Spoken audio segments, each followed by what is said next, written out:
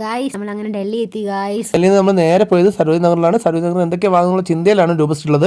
അവിടെ നിന്ന് പിന്നെ അവിടെ എത്തിയിട്ട് നമ്മളവിടെ നിന്ന് സ്വെറ്ററും പിന്നെ നമുക്ക് ബനിയനൊക്കെ വാങ്ങിക്കണം. നമുക്ക് അതൊക്കെ വാങ്ങിച്ചു. നമ്മൾ ജാക്കറ്റും കാര്യങ്ങളൊക്കെ നമ്മൾ അവിടെ നിന്ന് വാങ്ങിച്ചിട്ടുണ്ടായിരുന്നു. സെയിം ടൈം നമ്മളത് കുറച്ച് പർച്ചേസ് കാണാൻ കഴിഞ്ഞ സമയത്ത് നമുക്ക് വിശന്ന സമയത്ത് നമ്മൾ പാവജിയും മാഗിയും കഴിച്ചു ഗൈസ്.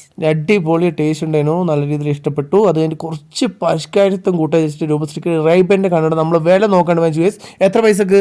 200 രൂപയ്ക്ക് 2 200 രൂപയ്ക്ക് 2 എണ്ണം. അതേപോലെ തന്നെ ജാക്കറ്റ് ആണെങ്കിൽ 600 രൂപയ്ക്ക് 2 എണ്ണം ഞങ്ങൾ വാങ്ങിച്ചു.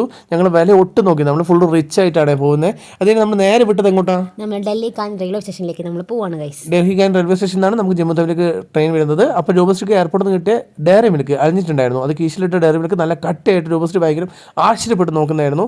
ദെൻ ആഫ്റ്റർ നമ്മൾ നേരെ പ്ലാറ്റ്ഫോമിലേക്ക് പോയി ഒരു ചായ കുടിച്ചിങ്ങനെ വെയിറ്റ് ചെയ്യാണ് ട്രെയിനിന് വേണ്ടിയിട്ട്. ട്രെയിൻ വന്നതിന് ശേഷമുള്ള സെക്കൻഡ് AC ദൃശ്യങ്ങൾ അടുത്ത വീഡിയോ കാണാൻ വേണ്ടി ഗൈസ്.